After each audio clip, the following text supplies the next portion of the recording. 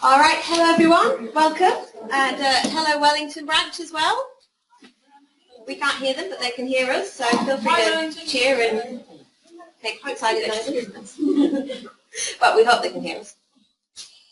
Anyway, welcome everyone. So tonight's format is a little different to what we normally have. We have 4 speakers instead of 1. So we're going to have Eve Hoets start. She's a motivational speaker.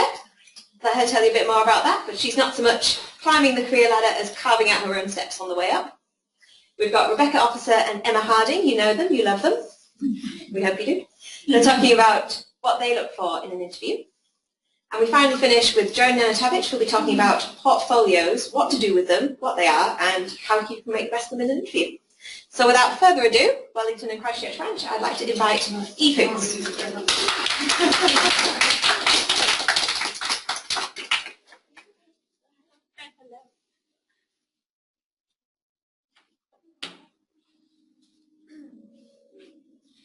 The art of opportunity. If you cannot find it, create it. I'll give you a minute to write that down. I'll say it again. If you cannot find it, create it. Now, you might be wondering, what the crumbs do I mean by that? How do we get there? What do we do if we've got restrictions of time or people? What do we do? How do we create these things? So I was thinking, how about we talk about some examples of my life and some of the things I've done that I've created my own opportunities. So everybody, jump into my time machine with me. Let's go back to 2011. I was 15.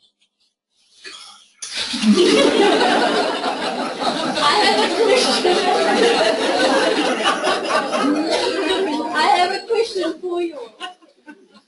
Put your hands up if you loved high school. Anyone? Put your hands up if you hated high school. I'm jumping in the boat with you guys. I, with a passion, hated high school. I was a below average student. I failed at writing, spelling, reading. I wasn't allowed to do some of the sciences because I couldn't handle it. Same as some of the maths papers. I struggled with it so much. So, school was not for me. Now, I was 15 and I had these restrictions of time because you have to be 16 to leave, right? No. What can I do in this time? I mean, I'm not going to study. It's not going to study, it's just not going to work for me. So I thought, right, let's create some opportunities to use this time wisely. Now check out these long legs, they go on forever. Honestly, don't call the fire brigade. I will get that little kitty cat out of the tree. So, all through primary school, all through high school, I was always top 5 for running. I mean, of course, without even trying. So, I thought, why not actually be the best? Why not actually try? I got myself a trainer. We did boxing. We did 12K a day runs. We did weightlifting. We did sprints at QE2 before I got knocked over in the earthquake. We ran up the Port Hills. We did everything. It was great. Now, I had kind of trained for a half marathon when the high school was literally 3K. So I was a little overfit for the goal I had created. But that's okay. I loved it and I had the passion for it. So, when I got to that run, I borderline sprinted it because it was just too easy for me. And I looked back and I was like, where is everyone? Have I missed it? What I'm saying is I had so much passion for something that I just overdid it. One other tip I would love to give you guys is to spoil yourself when you have achieved that goal. Spoil yourself. Go shopping. Eat that cake. Go out for dinner. Do something fun. Now, I also created another opportunity. I thought, right, I'm not studying, so let's make some money. I grew up on a dairy farm. And this time I was in town while I was at high school. So I thought, let's go back dairy farming. Let's go milk some cows.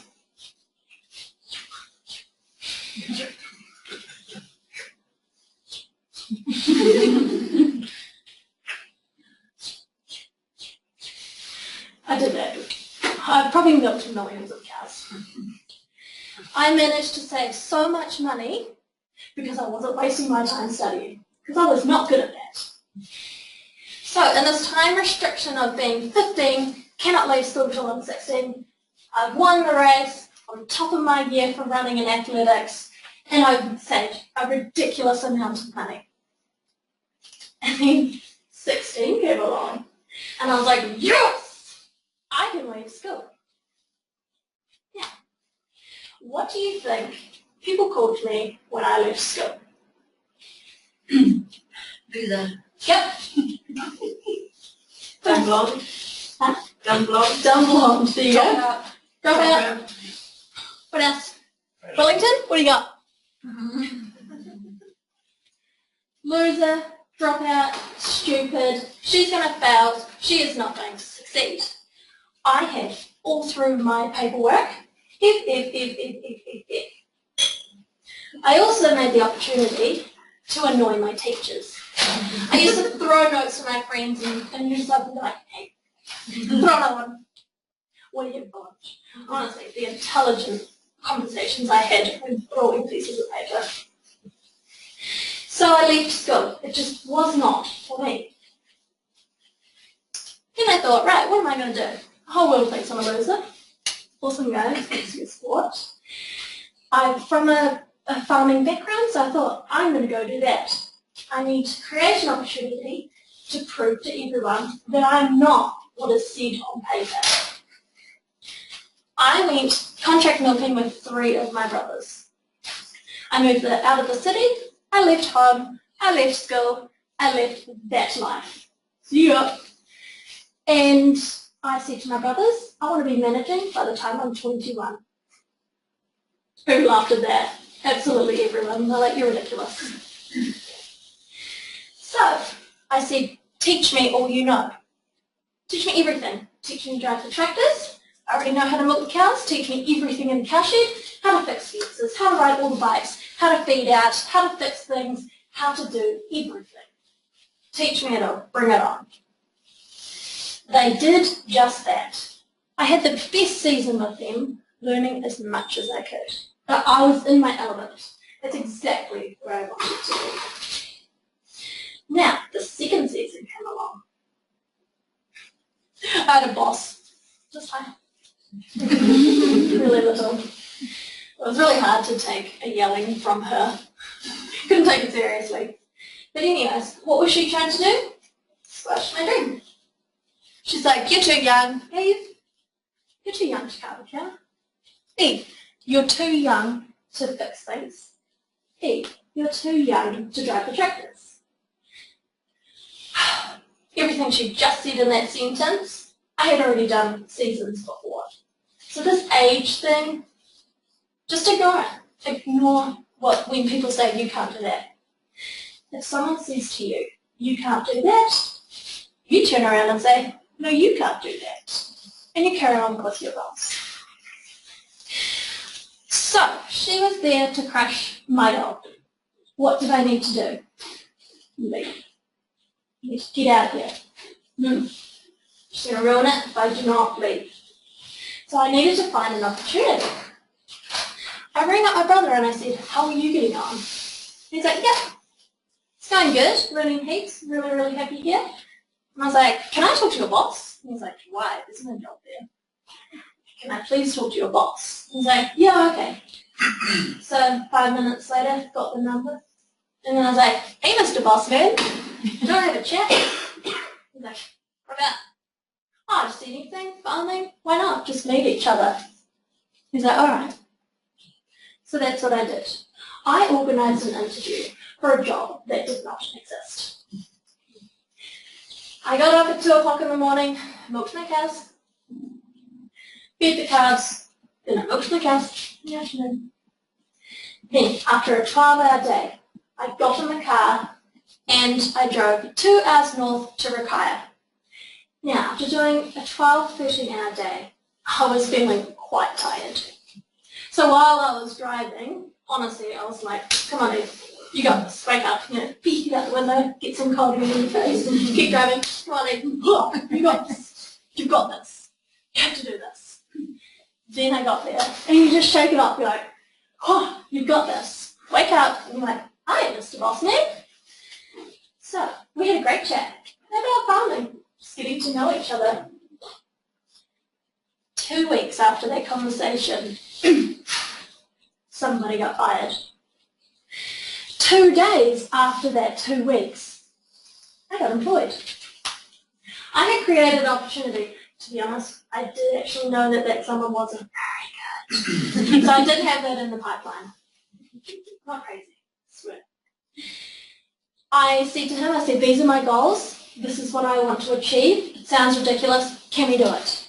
And he said, yes. You're going to start right back at the bottom and you're going to build your way up. I was like, okay, as long as I get to build up, I will take this opportunity. Then, I had dropped my pay about 10 grand to take that job. Something else I would love for you guys to write down. How much are they going to pay you to not live your dream? Say that again. How much are they going to pay you to not live your dream? This other job, where she was trying to squash me, paid me very well. So, I said, no, you're not going to stop my dream just because of the money. I took a massive pay cut and I said, you need to build me up to the top if you can. Let's do this opportunity. Within 5 years, I managed a $10 million property. I nearly tripled my pay. I was studying as well. I built up management papers. I was in charge of 5 staff. 2 full-time, 3 part-time. Car freers, relief milkers. I was delegating people on the phone saying, vets, got this down a cow, can you come help me? Vet, I need the help, calving a cow, can you come help me? I was managing people and training them. I was teaching them what my boss taught me, which was exactly my goal. So, make sure you do not let anyone tell you what to do. Because you can do it. You truly can do it. My last point is, if you cannot find an opportunity, create it. Thank you.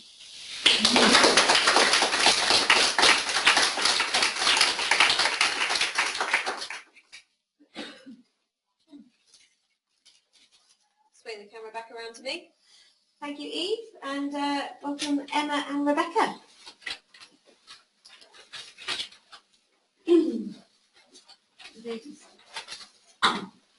Right. Hi, Wellington. Hi, Wellington. And hi, Christchurch, for that matter. Just going to make the thing work. Hello. Rebecca Officer. Rebecca Officer wrote this PowerPoint presentation, and we're going to present it together. Yes. Because actually, it was quite amazing how everything you said was like, yeah, that's what we do too. Which I found really interesting because when I wrote this, I found that it took a lot of stuff that I do instinctively and made me think about what am I looking for and why am I looking for people who will do that? What kind of person am I looking for? And in a lot of ways, I'm looking for people like you, which will come through in it. So we get inundated with people like Eve, mostly. Tech writers are a good independent bunch. Yeah.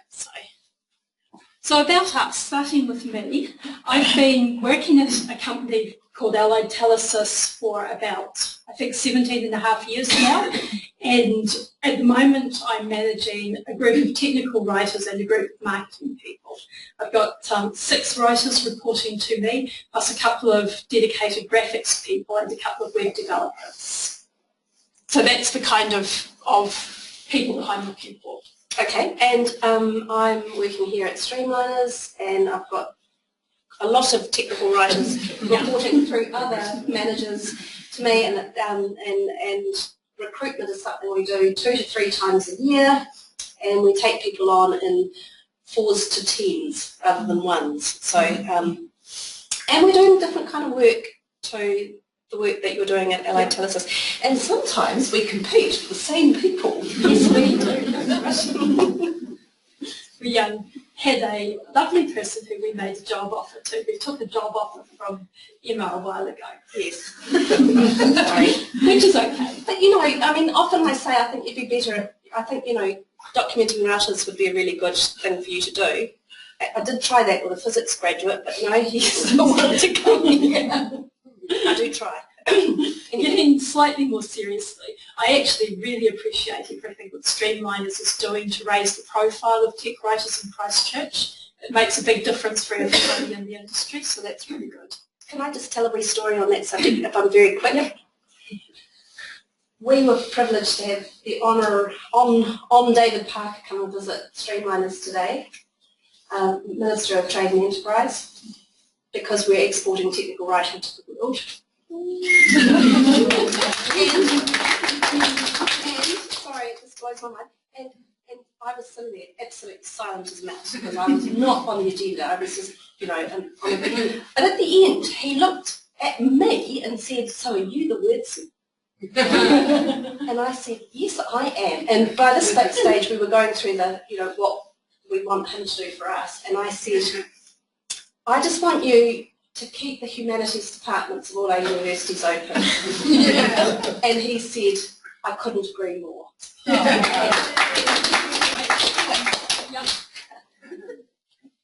So we do quite different, well, we're in quite different kinds of companies, and you could think that we were looking for quite different kinds of people. I'm looking for people who can write about highly technical material. You're looking for health-oriented. And others, and others, bulldogs, yes, yeah. Policies and procedures. Yeah. But actually the kind of stuff that we're looking for turned out to be pretty much identical as came through in this. And I ended up with 5 questions that I want people to answer. I want to know, can you write?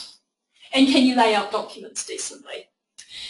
And you might think that that'd be the fundamental #1 thing I'd really desperately care about, but actually the other 4 questions are just as important. I've turned down people in the past who had decent writing qualifications and looked like they could write perfectly well, but who didn't look like they'd match one of these other 4 things. So the others are, will you get on well with the team? Will you be easy to manage? Will you pick up our tools and technology? And will you hang around? Will you be there for a few years at least? Because it takes us a lot of time to train people.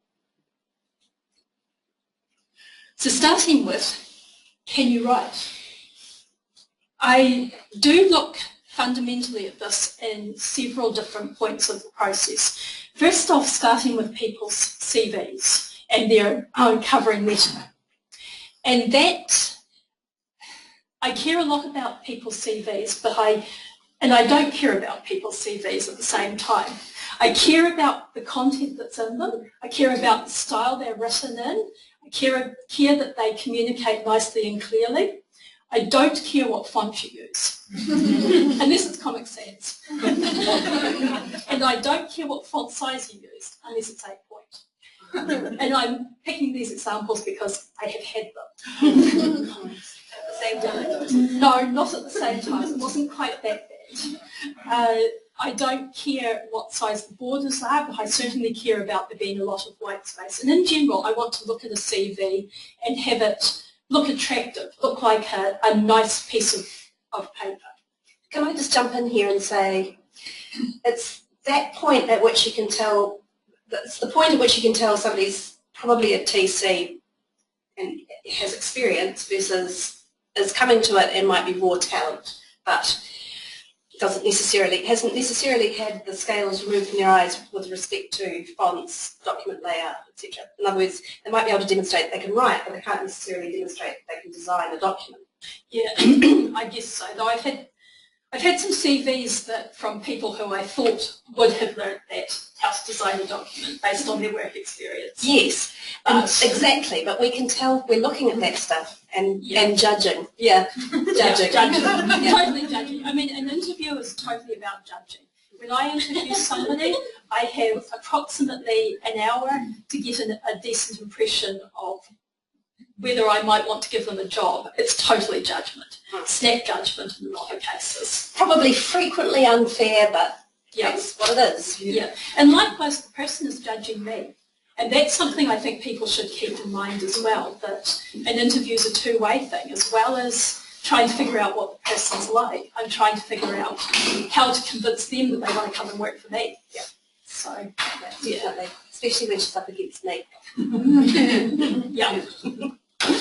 I'll ask for work samples. Do you ask for work samples? We don't ask for work samples. We often do get work samples, but I do have a survey that I get everybody to do, and it's a long survey, and actually there's probably only 3 questions I really care about, and they're to do with the writing. Right. Hot tip. And after I've interviewed somebody, I'll get them to do a little assignment. I'll get them to go to someone else's website, select a product that they want to buy based on a scenario I give them, and then tell me what they think of the person's website. And I find that really informative for me because it lets me know partly how happy they are with technology and partly how well they can write in something that hasn't been through an editing team. Because often people's work samples have been through a team of editors or their peers or they're working to a template that someone else designed. I can tell a lot more about somebody from something like a go and spend an hour or 2 looking at this website and tell me what you think kind of document. Because it's not just the reflections they have on what they see, but also how they express that to us. Yeah.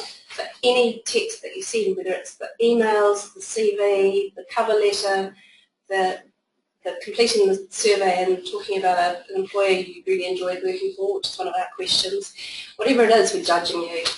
Yeah. Right, so. Sorry. And one way to stand out is to make sure that everything that you send to me has no grammar or spelling mistakes. You might think that that would be fundamental for a tech writer. Before I started employing tech writers, I thought it was fundamental. Then I discovered how many people don't do that step. So if you do, you'll stand out. One thing I've noticed, and I just wish that I'd always kept these examples, but if I had $1 for every time somebody's made the mistake in the line that says really good at detail. Honestly, I'm not making this up. It is always the one where you fall down. So for heaven's sake, if you're starting about how bloody great you are at proofreading, please read that sentence several times. Yes, and I've done that too. Yeah. Probably not that often, but it's a thing. It is definitely a thing. Yeah. And check your headings. People are likely to make mistakes in headings. Can I say something? Mm-hmm. Okay, so also if you're putting like a link to your LinkedIn profile or anything, get that like right as well. Get that right as well. Yeah. I turned down a guy once who sounded very promising because he gave a link to his personal blog. And the latest entry he had in his personal blog was him asking how his wifey managed to be so beautiful and talking about the beauty products he used. That's what you call an own goal. Yeah, it was. It made the decision very easy. I'll also Google people. So if you've got stuff that you don't want a potential employer seeing in your Facebook or Instagram, lock down your privacy settings. But I think more often it works in your favour than against. So many of the people who have got jobs here have got the most fabulous blogs. Oh, yeah. And it may not be on a subject I like, Patrick. Heavy metal. Right. I mean, punk's so much better. But anyway, I have the advantage of the podium, so that's not really fair, is it? But it definitely gives us an insight into whether you can write or not, and that's so important. Yeah, I'm not saying hide your online thing, just be aware that employers will be looking at it. I don't know any employers who don't Google people now. So conversely, if you don't have an online presence or a blog, are you shut down for that, degraded for that? No, I think we've been mistaken to do that because we've all heard the stereotypes about introverts and technical writers and all of that kind of stuff, but there's a lot of people, I'm sure there's a higher proportion in our profession who would rather not, who don't go and tell everybody what they had for dinner last night on Facebook. Yeah. And I respect that. I can't understand it, but I respect it. And I understand it totally, and I certainly won't judge anybody negatively for it because I haven't got an online profile either. Yeah. I've got a LinkedIn page that I don't pay much attention to, and that's it. And a Facebook that I post hardly anything to. So yeah, I'm not going to judge anything. Can't speak for anybody else. That one I don't know what the trend is. My inclination, as I wrote in an article a couple of years ago for TechComm, is you should have a LinkedIn profile, and it should be good. And there's some, it doesn't have to be long or pretend that you're somebody you're not. It should be authentic, but it should be well written, and it should sell you in the kind of way that you feel comfortable with. Yeah, it's probably a good point. Mm-hmm. So maybe someone could do a talk on that. Mm-hmm. Sure. Claire's just suggested that somebody should do a talk on LinkedIn profiles, so maybe that's one we can throw to the Wellington branch next month. Just say. Gimmicks. I have read online about some utterly crazy gimmicks. I read about a guy who sent his CV into a company in a box with a plate of biscuits and a framed photograph of himself. What sort of biscuits? I think chocolate chip. I don't think it matters. And it was the framed photograph that was the icing on the cake. So what do we think about that? How would you feel about that? Are we thinking, hands up if you think it would be good? I think as long as they're good thing. Well, it's a never-ending battle because if you're going to do the one-upmanship thing, it never ends. So, what do you do? Just pop out of a cake?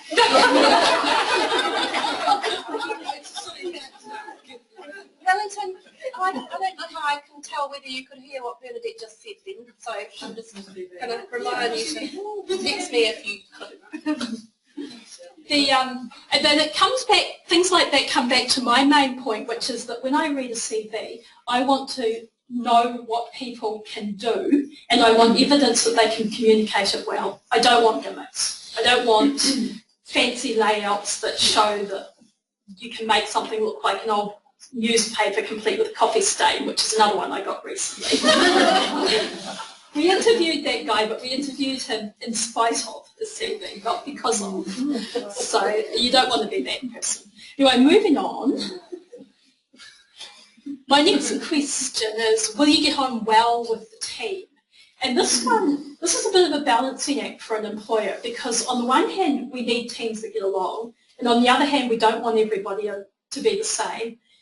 And on the third hand, we don't want to discriminate. So it's a balancing act. I look for people who are friendly and confident and positive. What do you look for? Yes, friendly, positive, and competent, and not too weird, But actually, it is an interesting thing, and with a big team, you really want to make sure that people are going to get along, that they're going to fit in. But as you say, I think it would be fatal to adopt we've all got to be the same, because that's just fatal on so many levels. It's just it's something to guard against, and I think that some of the most fun we have as a community of technical communicators is all the differences we bring in our personalities and our interests and our approaches. But, I truly believe that. I know it sounds like a church rant. Yeah, and we do actually do personality profiling at Streamliners, which is not intended to screen people out, but just to understand how best to work with people, because we are all different. Yeah. One thing that I do look for is that in my particular company, most of the projects that people are working on are standalone projects where they'll be the only writer working on that particular project, often for a few months. So I look for people who won't mind that. If somebody talks about how keen they are to always be working day by day with a group and a team kind of setting, I'll be asking them some questions at that point to figure out whether they'll cope and be happy in our setting. But other than that, yeah, it depends. It varies from team to team, and the most important thing is to be yourself and let your personality come through to whoever's interviewing you, because you want to end up in a place that suits you. I couldn't agree with that more. It's, if you tell fibs in an interview or pretend to be someone you're not, it's not going to end happily. On either side. On either side. And the worst thing you can do is end up stuck in a company which you hate but not feeling that you can leave for several years because you got bad. Yeah, it looks bad. And then you find that you can feel that nobody likes you and you're not going to get a good reference and you can't leave. You can end up really trapped in a job if you're not careful. So do make sure when you're in an interview that you're screening the company as well as the company screening you. Alignment of values.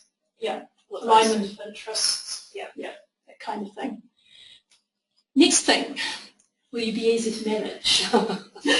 Yeah, I hesitated before putting this one in. It's true. We really do want you to not be needy. Yeah, basically. We want you to bring us solutions, not problems. And other cliches. Yes, yeah, it's true. It's a true cliche, that one, unfortunately. The people who, things like what I've done in my company, where I've worked my way up from being a beginner technical writer through stuff. And early in my career, I looked at, we had a software release coming up, and it was about a week away from it. And I thought, we haven't got a maintenance release note for this. We probably need one, you know. And I went to my boss and said, do we need a release note for this? And he said, yeah, we probably do. So I wrote one. And a week later, my boss told me with great glee about his boss turning up on his doorstep in a bit of a panic saying, we need a release note for this. And the boss saying, you mean this one? Make us look good. Yeah. So people who will take the initiative like that and who will think about how to solve problems, communicate well with each other and with their managers, be practical, not get caught up in everything must be perfect.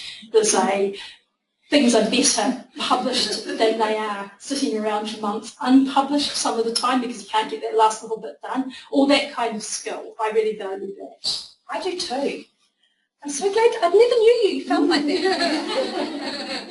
And I imagine every other tech communicator manager feels the same, yeah. Even though people might be a little shy to say, please be easy to manage. Yes. But yeah. And so get it over the line. Yeah, definitely get it over the line. A document is not done until it's published. And it can be, I mean, you know, depending on your environment, but certainly in our environment at Streamliners, it can be updated quite easily, so. Yep. I ask people about their past work to try and figure this out, I'll ask specifically, tell us about a time that you took initiative. Tell us about a time when a project was going wrong. How did you manage it? Tell us about a time when a deadline was approaching at speed and you weren't going to be finished on time. What did you do? That kind of question. And there I'm asking specifically for scenarios. I want to know what people did. So, yeah. Same. Can you tell us about a time when you were under impossible amounts of stress because you were being asked to do this and this at the same time? How did you deal with that? What did you do to resolve it? Get stuff out of jail, sort of thing. Yeah. All of those questions are looking for scenarios, and I sit there asking those questions and thinking, thank goodness they're not asking me, because I just, my mind would be blank. Can't remember a thing. Rabbit, spotlight, Prepare this kind of question in advance. think about scenarios that you can use for answering that kind of question. Chances that you'll be asked something like this are really high. So, we could ask you something, and it's not going to be easy. And the other way I tell this is by how people interact with me. I was trying to look for a web developer a few months ago, and we had a guy who seemed fairly promising. And the thing that pushed us from he seems fairly promising to like we're not taking him was that in about a week and a half, he got on Skype to me 3 times asking for an update on how our process was going. So he wasn't really empathising with what it's like at the coalface, was he? No, he wasn't. And by the time of the 3rd conversation with him where I was saying, we're still interviewing more people, we're still thinking about it for the 3rd time in a week and a half, I was kind of thinking, are you going to be the kind of person who turns up on my doorstep 10 times a day asking silly questions? And I just didn't want to take the risk. And a lot of it's about you just don't want to take the risk. So yeah, be friendly, be flexible, be organised, and try not to be pushy. Definitely. Okay, will you pick up our technology? We figured that out, or I figured that out anyway, from what you've done in the past mainly, and what your interests are, and also from my work, the little exercise that I give to people. How do you figure that out?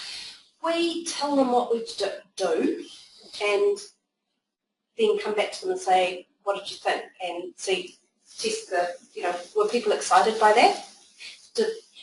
We showed them the work environment, which is not the authoring tool, but the workflow tool, because it's an unusual workflow for technical communicators, and it isn't everybody's got a D.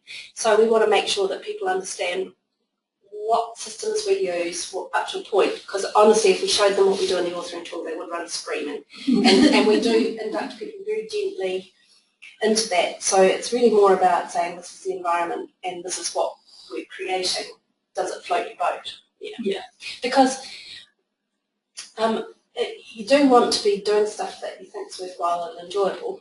It makes ever such a difference. It does. We create command references that are 3,500 pages long.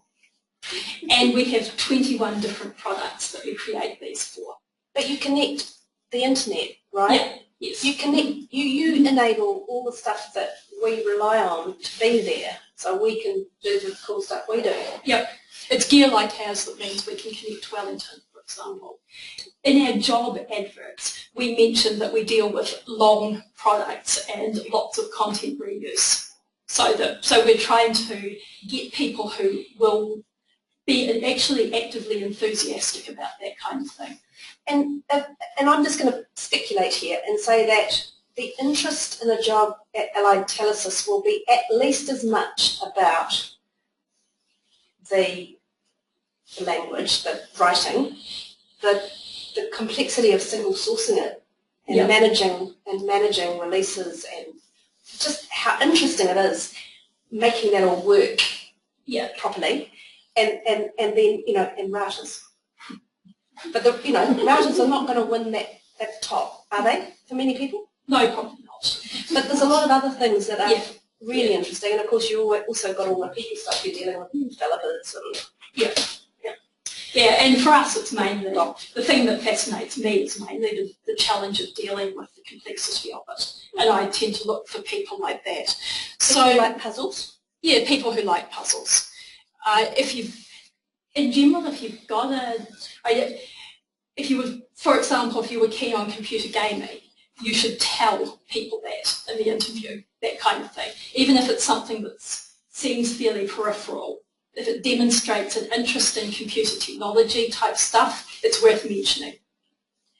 I think actually mentioning interests is always worth mentioning because it's a connection, and you can be quite surprised by the fact that you do beekeeping too, or, whatever it is, Anglo-Saxon poetry. I know some of that. I know, that's why I'm saying it to you, but dream of the root. Yep. So one thing that I haven't said in this bit is the tools, and I don't expect to employ anybody who's used our tool set before. So that side of things, I'm interested in people's ability to learn, not in people's ability to actually come in knowing it already. Yeah, totally agree. The number of people that know author it in the way that we're using it, very low proportion, and the in-house system we use, they won't have seen it before anywhere. So yeah. And I've heard one other group in Christchurch that uses DITA. So yeah, and not many others in New Zealand either. So yeah, it's about how well you can learn. And finally, will you stay? Will you actually hang around in the place for a decent amount of time? For the first 6 months or so after I hire somebody, I'll be spending probably a third of my time, or someone else senior in the group will be spending a third of their time sitting with that person, talking them through the projects, talking them through the tools, that kind of it. We have that kind of a training level of requirement. We're really looking for people who'll hang around for a few years after that. And I look for people's job history. I'll look at how long they've been in previous jobs and how come they left them, and ask questions about it. I mean, if somebody's got a series of 2 year stays, I won't assume that that means that I don't want them, but I will definitely ask. You'll ask the question, and so will we. Yeah. Definitely. We've got probably about a 1 year lead time. People are doing useful things earlier than that, but it takes at least a year before you're feeling like, yeah, I've got this. And that's a big commitment on both sides. And we say that. It's a big commitment on both sides. And, you know, are you ready for this? It's not a one-night stand. And at the end of the first week, I look at flummoxed people who have no idea what this technology is, and reassure them that when I started, I felt exactly the same. And people catch on to it. But yeah, that it is a big time commitment. And I think an awful lot of tech writing stuff is like that. You come into it and you have to learn the technology you're writing about. You have to learn the tool set. It's a big learning curve. So we're looking for people who want to learn and then want to stay for a while. I think things are going well. I think we've forgotten to mention that if in the perfect world, we'd want people that can really write beautifully, but that also understand what single sourcing is. So even if you don't know DITA or author it or FrameMaker or conditional text, blah, blah, you understand the concepts and you know what the goal is and why the goal is there and what you're trying to achieve. If you send me a Word document as a new part of the application thing, I'm going to look at whether you've used styles. Me too. Exactly. Yeah. Take across. and yes, any indication of that kind of concern. I'd take on somebody who hadn't got the experience. I would too. But what it tells you instantly is, yes, this person is a technical communicator. They might be a newbie, but they know enough to know what they don't know. Versus, okay, you're talent. We're going to teach you. Yeah. The other thing that's really important to me is your enthusiasm for tech writing.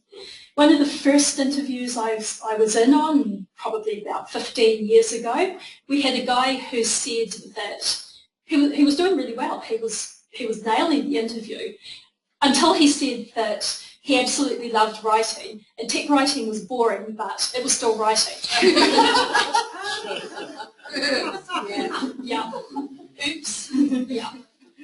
And he seemed to think that we'd totally agree with him. He seemed to think that everybody who was in the tech writing industry was only doing that because they couldn't manage to be novelists or poets. What's his name? I can't remember. Sorry. Okay, it's probably ethically. Yeah. So I find tech writing fascinating. I find the whole thing of trying to take the complex and turn it into simple and clear absolutely fascinating. And I'm looking for people who are interested in that as well. And I'm looking for people who are interested in, or at least give me the distinct impression that they will become interested in, my company and my technology. I'm looking for enthusiasm for the role that I'm advertising for, in the company that I'm working for, and in tech writing as a whole.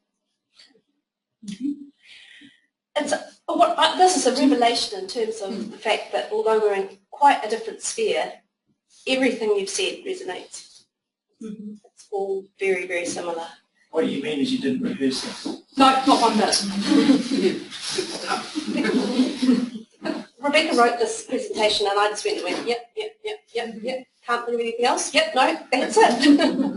And I raced on Friday. There wasn't a lot of time to collaborate, really. Don't admit that. Don't admit that. Yeah, You worked really hard for a long time on that. Obviously, honestly, yeah. So, yeah. Anybody in the audience who also employs tech writers want to add anything, particularly anything that's different from what we've said? Not that I employ tech writers, but... Could you come up here and say it, Meredith, so that Wellington can hear you? Oh, yeah. Sorry, I'm not trying to... Meet your president. She's coming. Hello.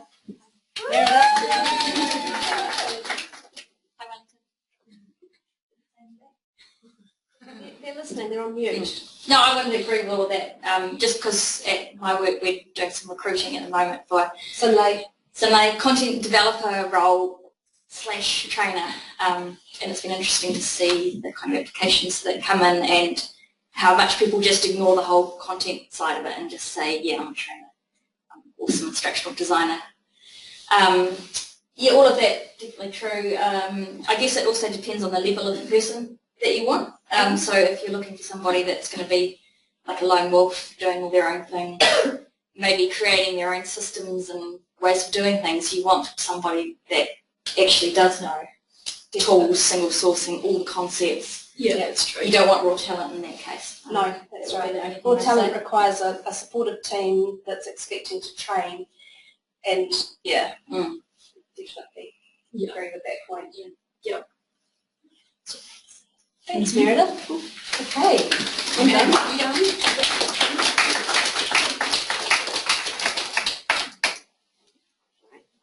Thank you, Emma and Rebecca. I'd like to welcome our fourth and final speaker, Joan Nenetavich. She's going to tell you how to work all that together into your portfolio.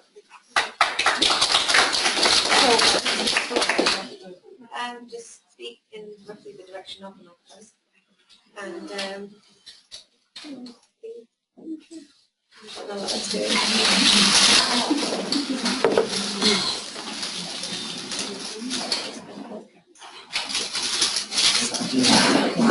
Actually, I don't have any slides. I don't know why that's happening. Sorry, Wellington. This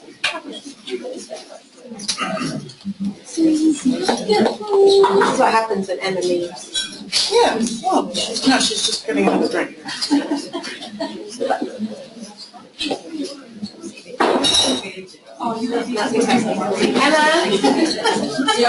Emma! Alright, just ignore the slide in the background. Joan's going to start talking. Yeah. Alright, thank you, Joan. Great. So I've never talked about portfolios standing up. So this is being flexible. So I'm Joan Nenetavich. I've been a technical writer for over 10 years. I got my master's degree in technical communication in America, and having a professional portfolio was a requirement to get the degree. So I've given a talk about this before for TechComm New Zealand. How many people were there? That was about 2 years ago. Okay, great. So it's not too much to repeat. And I'm curious now, how many students do we have? Just a handful. Okay, great. Okay, so you've gone to school, you've learned about technical writing, you've started collecting some. You will need to start collecting some samples of work, assignments that you're proud of, something you think you did quite special, things that meet the requirements in an interview, as well as some of the traits that Emma and Rebecca just talked about. So especially stuff about the technology and about the soft skills, like, you know, are you flexible? Can you work in a team? Can you work independently? You'll want to think about things. You will have teamwork to do, so you might save your sample from that. You will have to obviously work independently. You might be learning different tools. So when you see a job description that calls for Word, software, publishing, anything, save copy. Save more than you ever think that you need. And then when it comes time for the interview, you're going to want to put it together into a portfolio, printed portfolio like this. You can also make an electronic portfolio and put it on the web, or just save it to a USB and show it at the interview. Being technical communicators, I'll leave you to know about how you can make the paper one onto the web. And you could use electronic samples as well as just make PDFs or whatever you want to make from this to put on the web. So you want to, for an interview, bring 4 to 5 samples with you. Quite often, like Rebecca and Emma were saying, they will ask for samples. When I interviewed with Rebecca years ago, she did ask for samples, and I always say, yes, of course, I bring my professional portfolio to show you, and it's always been well received, not used in every interview, but always very well received. So you want to start first with putting your name on the front.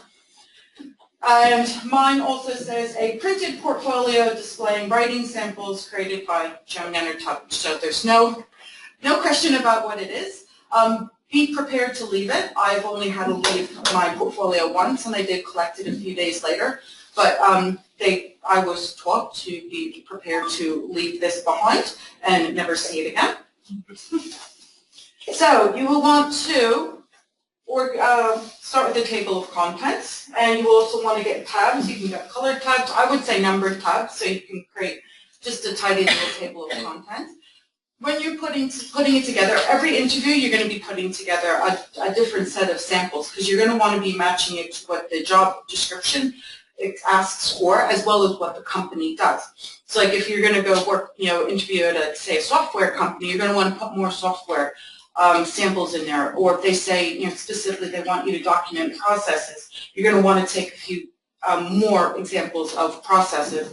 If they say teamwork, you're going to want to put 1 or 2 teamwork. Now, one thing could meet all 3 of those, or a few of those, but you're going to be thinking that as you're putting it together, you're going to think about what skills they've asked for, what the company does, and how your work samples demonstrate that you have done that and you have experience with what they're asking for. So you're going to put together a table of contents. You're going to, when you put your samples in, you're going to know where they are. It is very handy, so when you're ready to talk about them in the interview, you could just easily flip, so you don't have to look at your own table of contents to flip to it. First section, put your CV. That's supposed to be an interviewing tool. Always take your CV with you just in case they don't have a copy of it, so put your CV in. And then put in your various writing samples. So how you're going to use your portfolio in the interview is a few different ways. One, during the interview, they're going to say, tell me about a time that you worked in a team. So then you think, I did this school assignment, or I've done this work assignment, where I worked in a team. We all had different contributions to it. So you have a sample, and it could even just be 1 page. Like I've taken 1 page out of a 300-page tender for work, because that was the page that when I worked on that page, I was very happy. It was short and concise. I'm not taking 300-page tender in, so I just had the 1 page, and I explain that. So then when they say that, tell me about a time you worked in a team, you can say, oh, actually, this is the scenario. This is what we produced, and I actually have a sample of it. Would you like to see it? Then they will say to you, they'll say yes or no. And I've had interviewers that say, yes, please, that would be great, because they want to see the work. And I've had other interviews where they say, no, that's okay, we don't want to see it. Same thing with the tools. So let's say they say, tell us about a time you worked in a team. But you know that when you read the job description, they said, we want people who can use Word, who can use graphic design software. At the same time, you can talk about, okay, I worked in a team. This is my contribution. This is how the team members work together. We also use, and you tie in those software that they've asked for, or those specific skills that they said, that you can communicate well. You wrote emails that got responses straight away, or something like that. Always be thinking about what they're looking for, not just for the one specific question. that they've asked you. I mean, that's good too.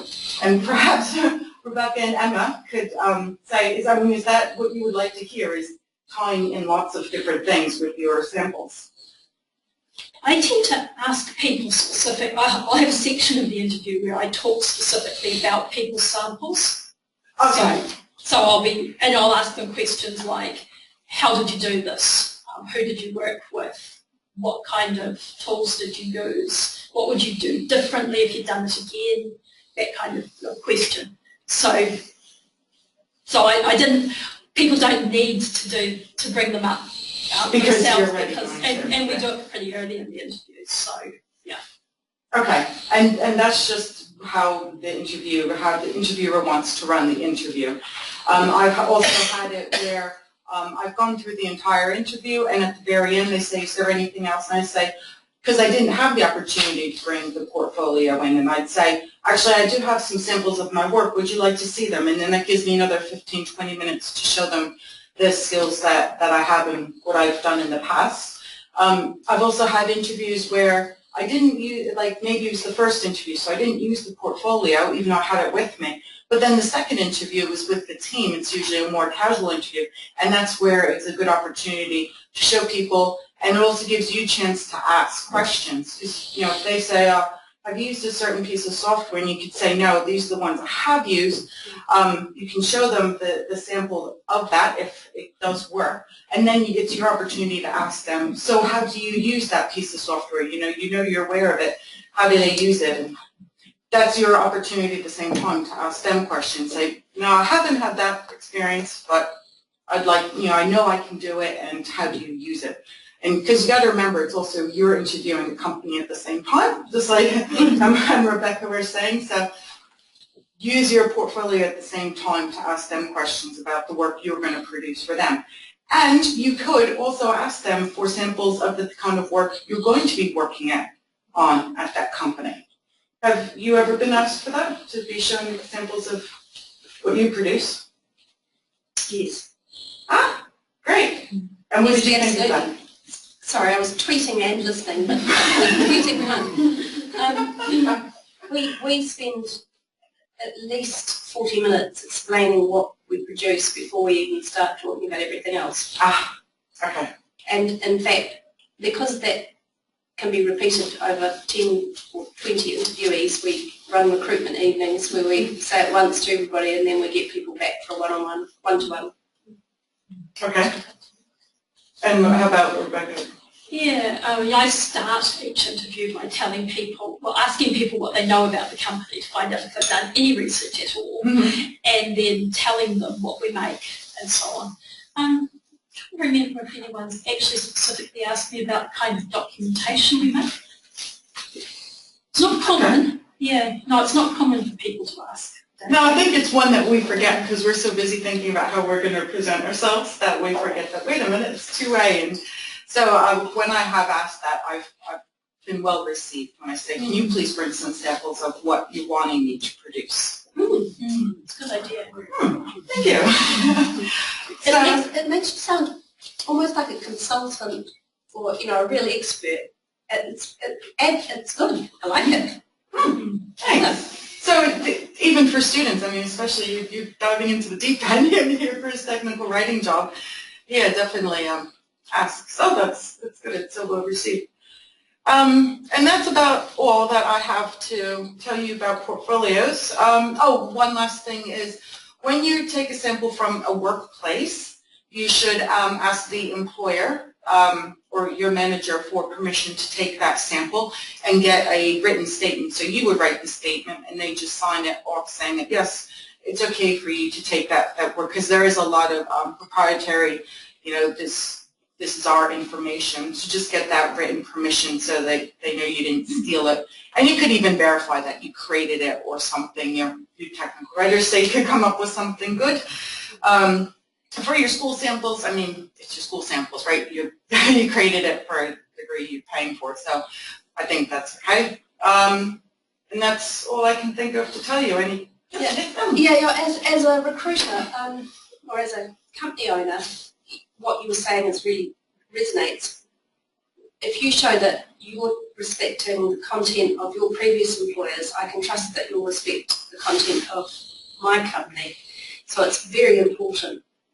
It's like just showing that, yes, you understand what copyright is, you understand what intellectual sensitivities are like, all of that. It's important. Okay, and so what you would do then is in your portfolio, I would say, you could put it at first on top of your sample or put it at the back of your sample. And I've never had an employer say, no, you can't, because I just say, I pick out and I say, this is what I want to take, this is why, and it's never been a problem. I've had candidates tell me that no, they can't present, particularly from people who've been in one job for a long time and it has been a sensitive job, who say, no, I can't really bring in any aggressive work samples. And that's okay. I mean, I realise that people work in sensitive stuff and can't, and if they're doing internal documentation for something sensitive, then they can't bring in a sample, and that's fine. So, okay. Yeah. Well, you can still work up a sample of something you can do, right? Yeah. Yes. I was just going to say that if you're missing samples, or if you want to put together, you don't have anything, I'd say yes, it's just knock up something, even just, for how to use the remote control or your cell phone. Also, maybe if you come across a bad piece of technical communication, you could rewrite it and improve on it, and then you can talk about the skills you've used to improve on it and why you think it's better. Yeah. And you can add some more on things. You can take a piece of stuff and replace the text with garbage. Yes, just to show your design. Yeah. Yep. Exactly. Not so much your writing. Not so much your writing. Did you think? Any other questions? Well, I just thought we'll do questions sort of panel style. So if our 4 speakers could all get up again. Sorry. And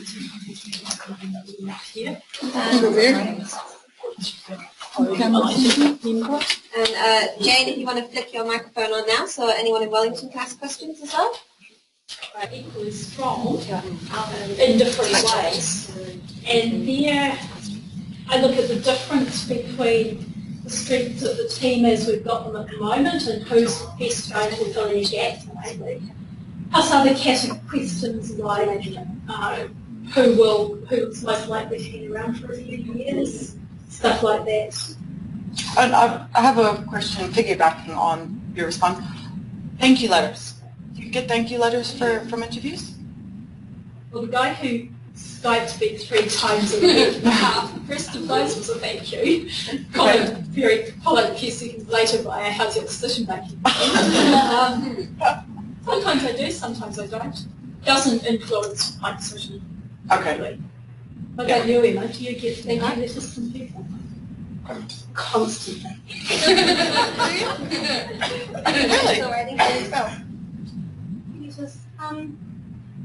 I must admit, I do put quite a lot of time into giving people feedback on their applications.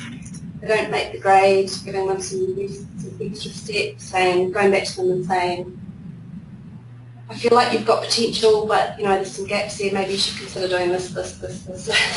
And so yes, I do get thank you letters for that. Sometimes I get nothing, so I'll go back and say, I'm sorry you didn't make the grade and blah, blah, blah. And I might have spent a bit of time thinking about what I wanted to say to them and I'll get nothing back. It's like, okay. No, my time's not worth anything. It's fine. But anyway, I've just got a question from Wellington branch. How important is it to have a specifically tech writing qualification? not at all. That's okay. Not at all. No, Mary says not at all because she doesn't have one. Although she does have lots of qualifications and experience. So I think that's absolutely right. From my perspective, it's a luxury. It's nice if people have it. There are many, many wonderful technical writers who don't, not looking at anyone in particular. Too old to have done what G did. What about for you? I find it a very reassuring thing if somebody does, because it means that I know that they'll have a broad base of good skills, and I've got a lot of respect for Jen. So So yeah, I like seeing it.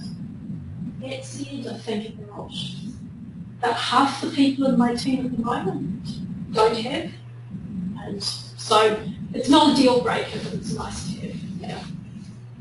And it also means that we know some of the stuff that we can rely on for you to come in knowing. Yeah. Which is,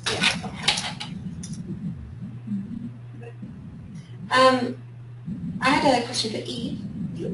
No one else is ready to get in before me? So how would you advise someone to create an opportunity in a situation where they feel like it's not up to them to create the opportunities? In the sense that perhaps they have locked themselves down into a job and they feel like they're struggling to leave, or they feel like they're struggling to... So it's not up to me. Yeah.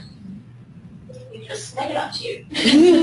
Talk to whoever you need to that can help you, give you ideas, what subject you might need to study, or contact this person, contact that person. I believe you're never stuck. It may seem like you're stuck, but you're just going to make an opportunity. And I was in the dairy farming world for 8 years, and I thought, what else do I know? And now I'm studying psychology, so it's just the idea of being like, just talk to anyone and everyone. Someone's going to spark a little idea, and then just roll on it. So just talk to anyone and everyone. Someone's got to have an idea. I don't think you're stuck. Really. It can be tricky, but yeah. You just face it. Leading on to that, one thing that I know that other people have done is find a mentor somewhere. Yeah. You know, someone that's doing something you like that you can talk to. I think you should repeat. I think you should just see if you get it. Yeah. So, Peter, do you want to just say that a bit loud? I think it is. They think they can hear us. Shout, Peter. It's just, I don't think Wellington will hear that from there because I didn't. And I'm a lot closer than hear anything. I To have a Oh, mentor. Peter, come on. Yeah. All right. Go. Can they actually see us? Yeah, They actually see you. There you go. I was just saying, yeah, finding a mentor somewhere that someone you know or in a different company or something like that that you can talk to and just get ideas and find out about careers and things. Yeah. A conversation leads to lots more ideas than just sitting in the garret. So come to TechComm's events. Yeah. The other one, to answer your question about how you pick people, I do a lot of interviewing as well, and quite often it's with a panel. So I found it really good to have a whiteboard, put everyone up, score them, you know, give them ranks for, do we think they can do the job, do we think they've got the qualifications for that, and then you go through and that conversation actually will start to lead you towards, you know, this person over this person, you know, 1, 2, and 3, that kind of thing. You do that when the interviewees have gone. Sometimes Should do it like the blog. but it's that sort of rank, you know, like a ranking. If you play computer games, you know all that stuff. Yeah, no, you do it in the blog. Level 1 interviewee. Yeah. It's never an easy decision when you've got multiple people who you'd be happy to take on, and you can't take them all. I mean, maybe streamliners can take them all, but Sometimes, and really, but and declining someone's agony, especially. I thought you would have had lots of practice by now. No. But maybe she hasn't, that's why Streamliners is so big. Just say no, Emma. coming back to you as well to your question of what to do if you feel like you're stuck. As long as your boss is a reasonably nice person, it's worth talking to them. Definitely. Because there's likely to be other opportunities within your company or other ways that you can move things, other directions you can slither your job into. And it's worth actually talking to your boss if you're not happy at your job. I concur with that, and also that a known quantity who has proved themselves is not someone you want to lose. So you'll bend over backwards to try and make it work. Yeah. So there's room to negotiate. Totally, yeah, totally. And room to create an opportunity within the company. Very often, yeah. Do you think, Joan, it's worth sending your portfolio with your CV to the initial job application, particularly if it's an online portfolio? Would you send a link embedded in your CV? Or, Yeah, when I had an online one, yeah, I put the link on it, but no, not the hard copy one. If there's, have you gotten it, CVs with links to Yes, work samples? sometimes. It depends so much on what the person's been doing, whether it's something that they can share, and also, of course, with lots of online content now, you could link to something you've done, but actually, since you left, Peter, Joe, and Peg Sue have all done it as well, and it's no longer the stuff that you did. Right. So sometimes in that situation, it's probably better to just have a PDF that you link to and put it somewhere, I guess. And last question for me. I was just sat there thinking of questions by myself. Does anyone want to interrupt me? No. Do you? Yes. Oh yes, Anya. Thank you. I just wonder, Joan, maybe for you, you've talked about work samples and asking your employer about permission to use some of the work samples. And then you would also have to tell your employer that you're thinking about leaving them. No. How does that? So what was the question, Joan? Because I don't know. Oh, then I can hear. So the question is, if you're asking your employer for permission to use the work sample, or you can take a sample for your portfolio, does that indicate that you're actually leaving? And the answer is no, because as professionals, we should always be gathering samples when we come across something. You don't want to be, say, you do work somewhere for 15 years, and then say you get made redundant. Now you're scrambling and trying to remember what you had done for the last 15 years and find something that's suitable to put in your portfolio. So it's part of our profession is to always be saving samples of anything you're proud of, or it's went especially well. Then you just explain this to your manager, and I can't see why there would be a problem, because it's not indicating you're looking for a job, it's indicating that you're practicing your profession. It's just if you do it at the last minute. Yes. Make it an early comment. Actually, I think I would be slightly inclined to collect up the samples and then not ask for the permission to use them until I'm Ready to use them. But then, yeah, no, that is tricky, because to be honest with you, if somebody in my team was asking if they could add something to their portfolio, I would, the concept that they were thinking of leaving would trickle across my brain. Well, what about if they were looking to enter something like the plain English boards, and they were just looking for, can I take this and show it off?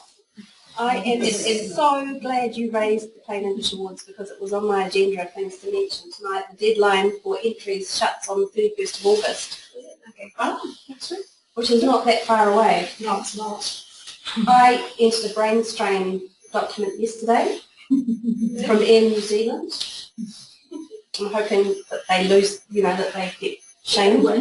Anyway, Yeah. Technical Communicator of the Year Award 2018 is up for grabs, peeps. If you're not in, you won't win. I'm entering the website. Good.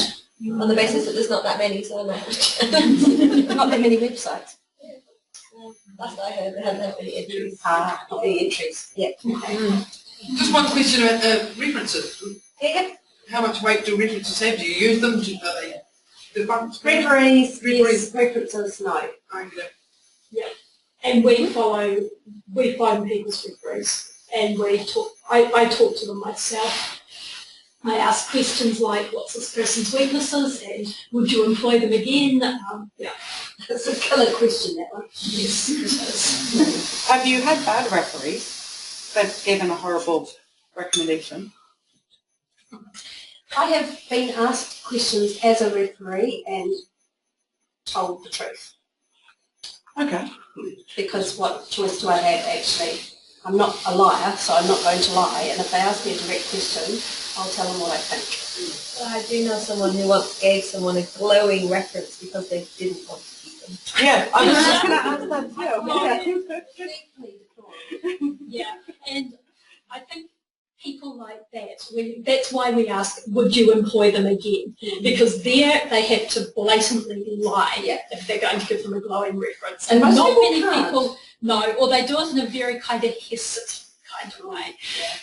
We have the lie detection equipment via that. and very turned on for that situation. Yeah. I'm more likely to get nuanced kind of stuff, like they're really good at this, but they're not quite so good at that. And yeah. And to be fair, I think when people are looking for when they're phoning the referees, they've already usually decided that they're going to employ that person, and they're not screening you out unless they hear something horrifying. So the number of times that I've been honest and said a few things that weren't necessarily all that flattering to the person. I'm not looking at you. You're in business. You don't need referees. But anyway, oh dear, they employ them anyway. I told the truth, and they've already made the decision. And it's really it's not a formality. It's actually understanding what the weaknesses are that we have to prepare for as employers, and so that we can anticipate potential problems and be alert to them. So do you think that comes under that "are you good to manage" category? Yeah. Or it's partly that whole. Nobody is perfect. Not one of us is bulletproof. Some people have got some fantastic skills but aren't that great at proofreading, or got some fantastic skills but they're a bit needy in the in the sick leave department. It's all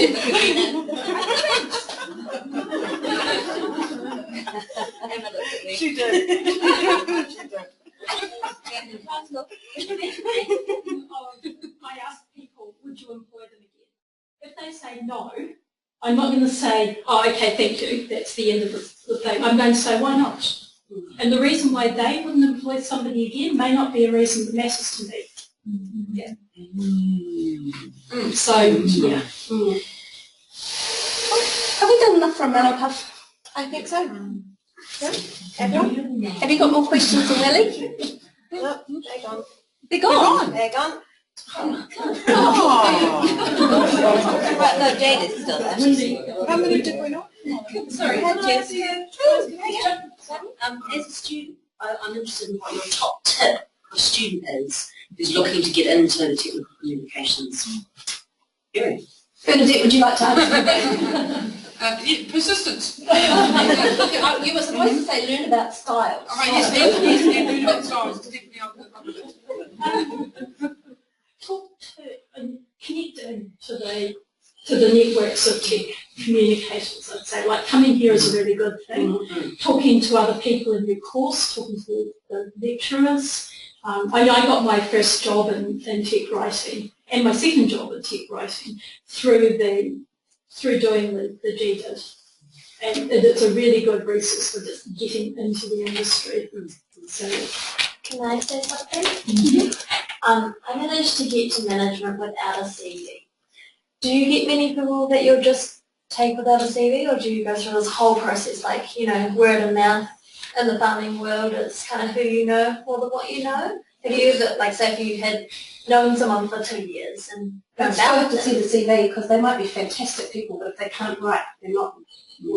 yeah. I don't necessarily want a CV. But like I want evidence that they could write. Yeah. And that they themselves could write, not that they'd been part of a team where the team's output was writing. I think there's one point that I've not made that I should probably own up to, which is in the CV, I'm much less interested in, I am interested in what you've done and what you're interested in and what degrees you've got and, where you've travelled, etc. But I'm also looking for just bare technical communication skills, parallelists. Just no bloopers, but just smoothly, if it's a paragraph of prose saying, this is me, it needs to be well-written prose. Plain English. If it's a list, it needs to be grammatically parallel, and that's the main thing, actually. I don't even care as much about the punctuation. A list in alphabetical order. No, I'm not looking for a list in alphabetical order. I'm looking for the most useful structure that supports the meaning that it's coming across. And to add to that, the best CV that I've ever received was a one-page one. It had the guy's contact details down one side of it, nicely laid out, and then it had so it was a 3-column thing, and the second 2 columns were a brief summary of his work history, written very well. Yeah, and I looked at that and thought, I like this, and then I looked at it and thought, what information's missing? And I read it, and there wasn't any. There was nothing that I could see that was missing. So it was Minimalism. Yeah, it was the minimalism, the clarity, and the really good layout that sold me on that. Yes, Megan. I just want to say, from what Eve said about not having a CV, and in the dairy industry it's about who you know. That works here too. Networking is really, really important in technical communication. Just people know who's around, who does what, who's employing. So that is a really big part of it as well. In dairy, people are probably judging you by the calluses on your hand when they shake your hand. Well, that's from what I hear about you. But in this community, we've known people for years. Yeah, it's In kind of some cases, so we know where they've been, what they've done. Yeah, exactly. Like within dairy farming, we have discussion groups. Like tonight, we've all met each other, kind of thing. And you might have known each other for years, so you would.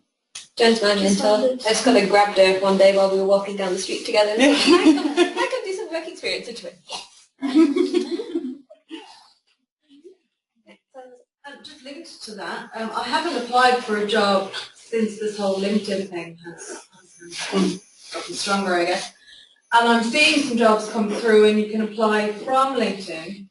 I've yet to do it. I'm just wondering if there's an industry shift going away from the traditional cover letter CV to more online. My CV is already on LinkedIn, click here to get the job.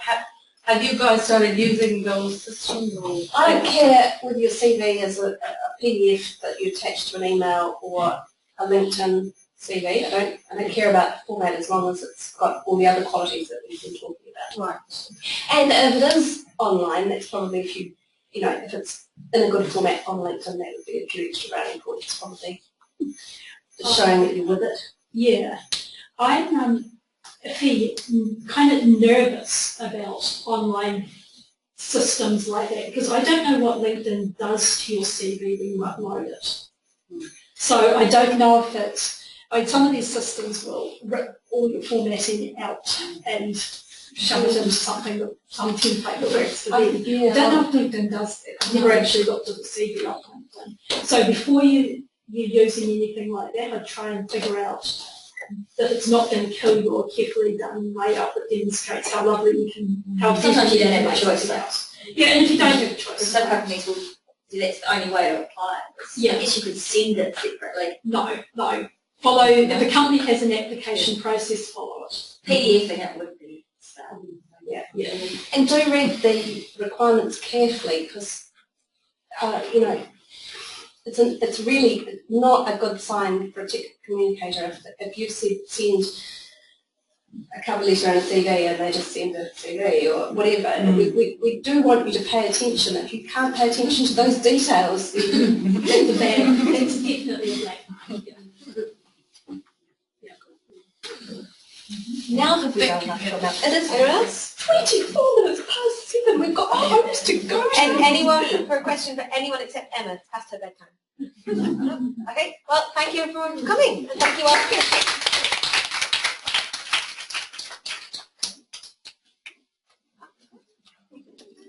I was going to say thank you. Yeah, only 2. Well, there were only like 7 people there. I had questions.